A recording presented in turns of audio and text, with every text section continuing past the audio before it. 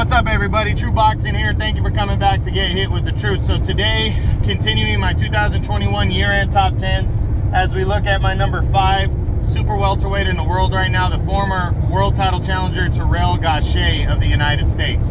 Gausha wasn't ranked coming into this year, so this is a big spot for him to be ranked in the top 5. And I'll tell you, the strength of a victory is why he got put in here. And people are going to be like, why is Gausha in here? Gausha's lost to Lubin. Gausha has lost to Erislandy Lara. And both those fights, he got outboxed, and he did. No argument here about that one. I'll tell you why Gausha, though, is in this spot right here for me. And it's because of a victory over Jamonte Clark. He took on Jamonte Clark in what month was it?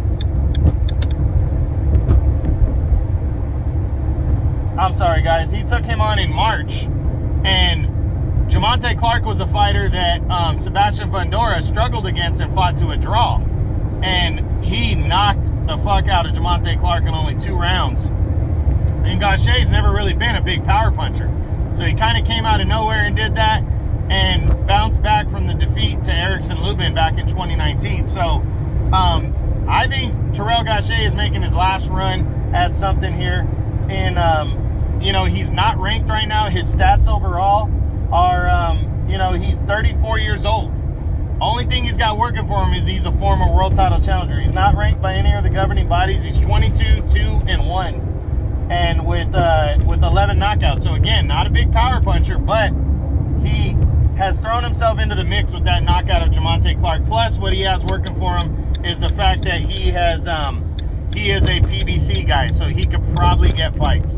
So I really hope after that win he can jump back in the mix, get in contention, because as I keep saying, after the undisputed title fight and rematch between Charlo and Castaño that's supposed to take place in March, this division could be wide open, and a guy like Gausha could really put himself back in the mix. He's a veteran, he's been around, and he can box. He's not bad. He's a solid boxer.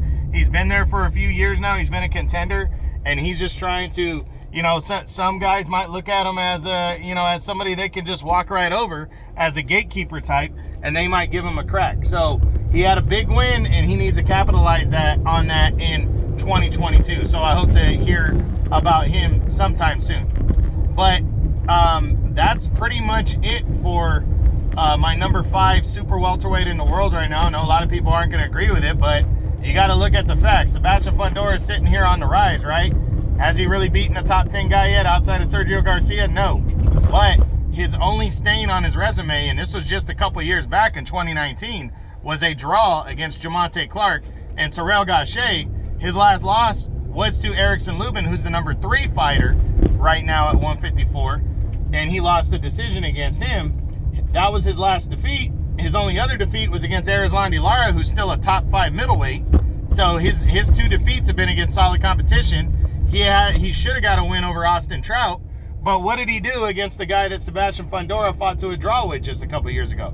He knocked him the fuck out in only 2 rounds. That, to me, gives him a lot of cred and gives him a big push in this division. And I can't wait to see what happens when he returns to the ring. So that's it. That's my number 5 super welterweight in the world right now at 154 pounds, Terrell Gausha.